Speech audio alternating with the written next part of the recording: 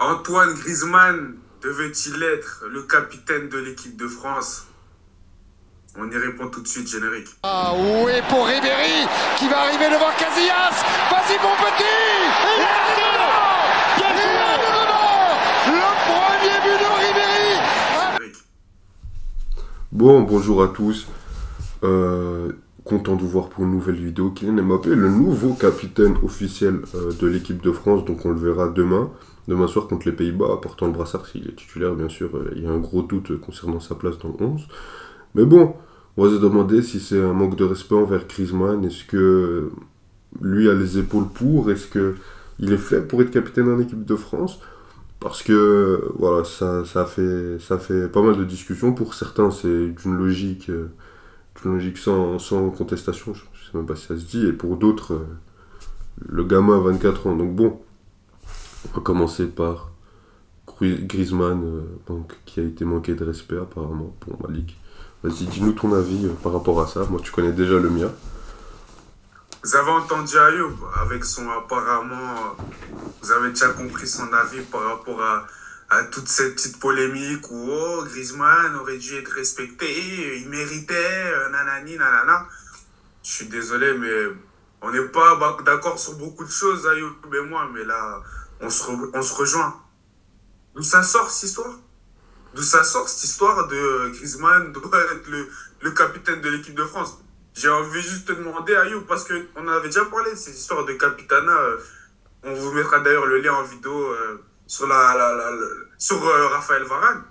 Mais sur la vidéo qu'on avait fait sur Raphaël Varane, pardon, mais quand Raphaël Varane était encore là, et même quand on se disait que Pogba allait encore être là, vu qu'il revenait de blessure et tout, à quel moment on a mentionné Griezmann? On a plus parlé de quand Lloris allait partir, qu'on allait avoir soit Varane capitaine peut-être, soit un Pogba capitaine peut-être, et en troisième option, voir l'option qui était la plus tendance, un Kylian Mbappé.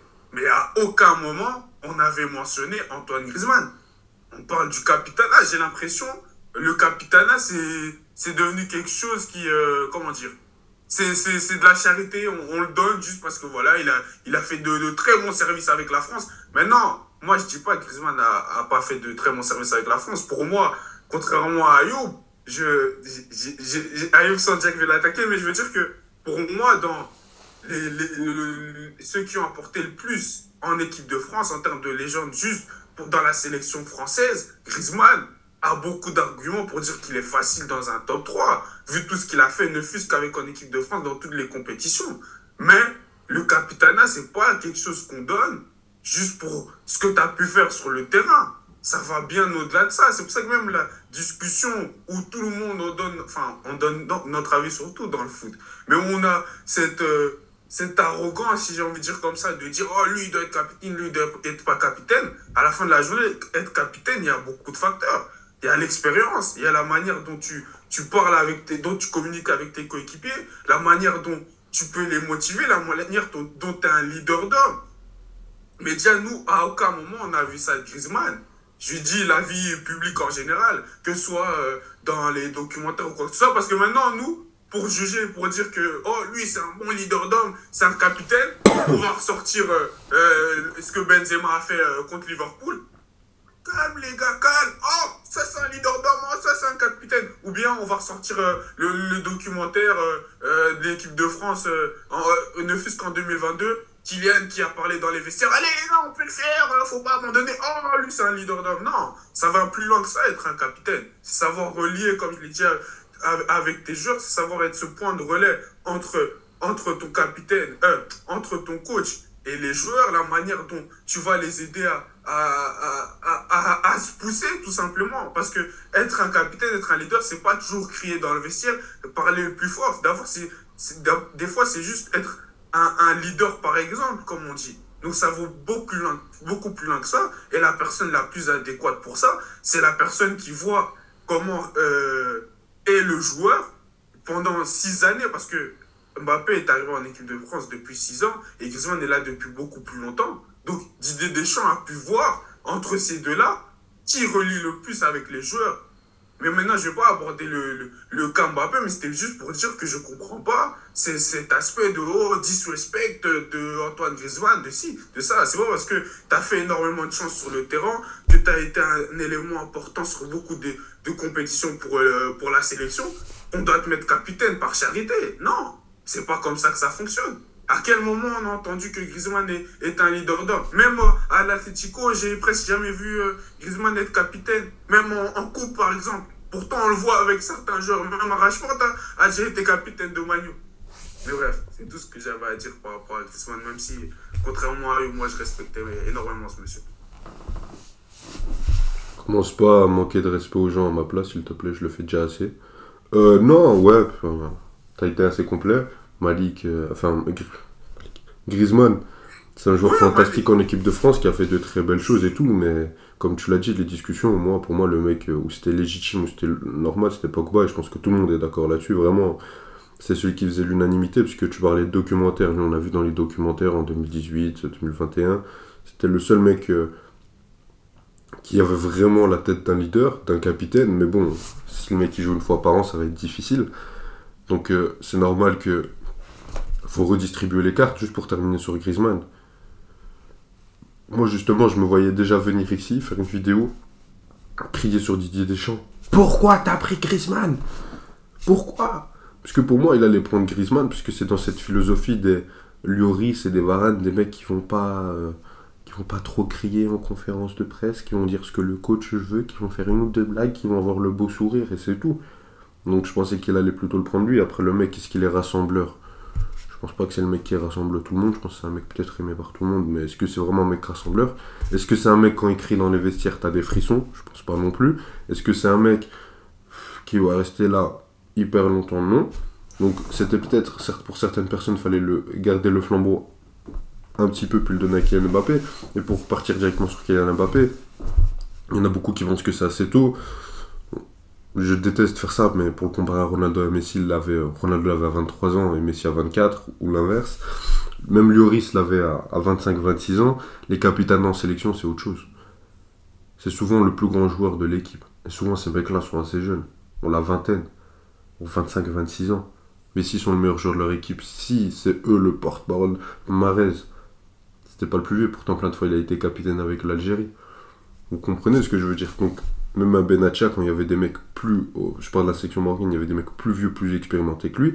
C'était lui le visage du mec qui avait une super belle carrière européenne. Après, ça, c'est un autre contexte, c'est lui qui avait le brassard. Donc le brassard en sélection et le brassard en club, c'est deux choses complètement différentes. Un Ramos, regardez combien d'années il a dû attendre d'avoir le brassard. Est-ce pour autant que c'était pas l'un, voire le leader de cette équipe? Non, parce que ça, c'est des mecs que tu vois toute l'année. Ça, c'est des mecs que tu vois 3 ou 4 fois par an. Donc c'est complètement différent. Après, sur le côté de Kylian Mbappé, moi, je pense que il y a un gros truc qui m'inquiète du point de vue de Kylian Mbappé. C'est que le mec, je pense qu'il est en train de vraiment prendre une aura où le mec, il va pousser les autres vers l'avant. C'est lui l'exemple maintenant. Quand tu vas en équipe de France, tu regardes Kylian Mbappé, t'as les yeux qui pétillent. C'est plus le gamin qui était là en 2018 entouré de tous les chefs. C'est lui le chef. C'est lui le nouveau mec. Il a 24 ans, comme dirait Thierry Henry, c'est de big man. Ok? Donc le mec, il est entre la génération des mecs plus au-dessus qu'il a connu quand il est arrivé, les mecs qui sont là, qui ont son âge, et les nouveaux qui arrivent, qui sont un peu plus jeunes que lui ou qui ont son âge, mais qui sont admiratifs de qui est Kylian Mbappé, parce que lui est sur notre planète. Donc sur ce point-là, je n'ai aucun souci. Mais il y a un problème avec Kylian Mbappé. Quand tu as un Didier Deschamps sur l'affaire Benzema, sur même l'affaire des Capitana, sur ce que tu veux, sur Noël Le Graët, sur Zidane, sur ce que tu veux, quand il y a un truc, là il y a du bruit, lui, on va calmer. Calme. Communication discrète, communication maîtrisée, langue de bois. Faut dire les choses telles qu'elles sont. Quand tu auras un Kylian Mbappé, parce que lui aime toujours venir se pointer avec son capitaine, surtout quand c'est Varane ou quand c'est Lloris, qui va dire oui, le coach a décidé ça, donc ligne 13. Non, là t'as un mec, je l'aime de tout mon cœur, hein, Kylian Mbappé, mais qui te déclare un scandale dans les médias toutes les 2 semaines. C'est un mec, c'est un truc qui l'a pas plu. Il va s'asseoir dans sa chambre avec tonton Wilfried. Ils vont commencer à dire, bon, on va dire quoi maintenant en conférence de presse? On accorde une interview à quel média? On envoie un message à quel journaliste? Je suis supporter du Paris Saint-Germain, je suis bien placé pour le dire. Kylian Mbappé, quand ça va pas, il sait comment faire comprendre les choses aux gens. Il sait comment mettre des coups de pression. Après, bien sûr, ce poste lui est légitime. Mais s'il continue dans cette position, ça va être très dérangeant pour le poste de capitaine. Parce qu'on a dit, le capitaine c'est rassembleur, mais quand il fait ça, il ne fait que diviser le groupe et le collectif. Parce que des fois, il pense un peu trop à lui. Et c'est ce que je disais dans la première vidéo, quand on parlait du capitaine en équipe de France. C'est que Kylian Mbappé, il peut diviser très facilement un groupe. Surtout avec ses remarques. Parce que le bien manger, bien dormir, ok, c'est une phrase, mais quand tu dis ça sur Griezmann, il va le prendre de la même manière que Neymar l'a pris. Donc voilà, moi c'était mon seul point, mais sinon je pense que c'est quand même un capitaine légitime dans cette équipe de France, surtout quand on voit ce qu'il y a à côté. Voilà. Tenez le brassard et Griezmann, les gars. Ça, on le donne juste. En fait, moi je trouve que si on le donnait, s'il y avait toute cette manifestation, entre guillemets, pour que Griezmann est le capitaine, c'est juste comme ça, on n'a pas cette impression, les Français n'ont pas cette impression que on donne tout à Mbappé, quoi. Mais en vrai de vrai, c'est le choix le plus logique. Donnez-lui. Tout coach à la place de Deschamps aurait fait ça. C'est même quand tu vois, regarde bêtement les sélectionnés sur cette liste. Tous les jeunes de la nouvelle génération qui arrivent, tu veux que ce soit Mbappé le leader de ce nouvel élan, même si tu as encore des joueurs un peu plus vieux que lui, etc. Mais même je trouve que Mbappé, c'est lui qui a le plus d'expérience. Mbappé a plus d'expérience internationale qu'un Rabiot, pour moi. Mbappé, il a joué quand même 2 Coupes du Monde, 1 Euro, et il a été loin 2 fois dans des Coupes du Monde. Donc c'est celui qui a le plus d'expérience, et c'est la plus grande star, l'une des plus grandes stars dans le foot. Déjà, à la prochaine coupe, pardon, te couper, mais au prochain Euro, il aura quasi 26 ans. Prochaine Coupe du Monde, il aura 28 ans. C'est pas comme si maintenant, Coupe du Monde, le mec, il a fait 1 Euro, il a 24 ans. C'est un mec qui tremble, il a pas vu de grands matchs, il a pas joué de finale de Ligue des Champions, il a pas joué de demi-finale de Ligue des Champions, il a pas joué C'est bon, le mec, il est expérimenté. C'est hyper logique, parce que c'est pas pour le donner, c'est juste pour dire on te donne pas tout, Kylian. Sinon, t'as vraiment tout, mais désolé, les gars, il n'y a pas le choix.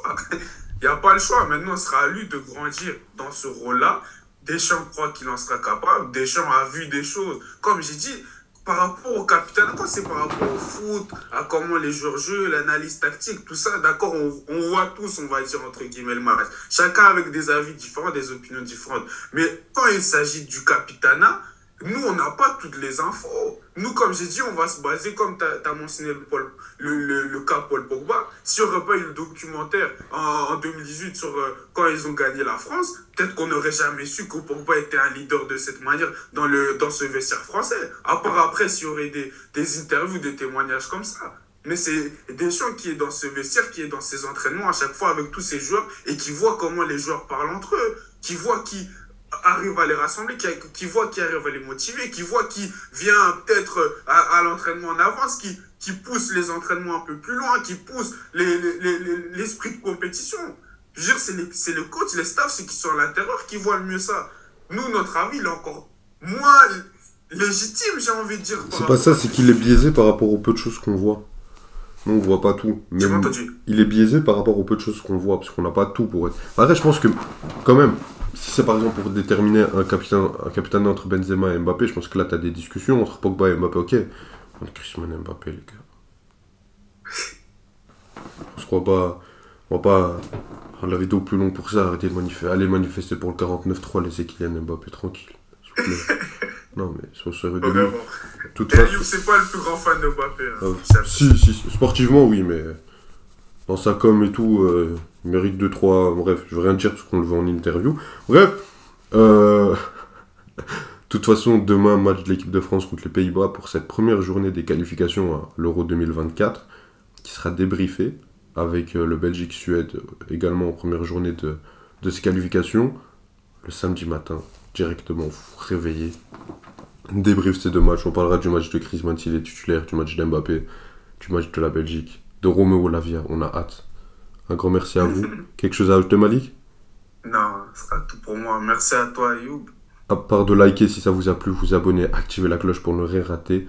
vous abonner à nos réseaux sociaux. Le lien des podcasts est en description. Un grand merci à vous. Salut Malik. Salut. Et n'hésitez pas à commenter si pour vous Griezmann devait être ou n'importe autre. Dites-nous tout. Salut.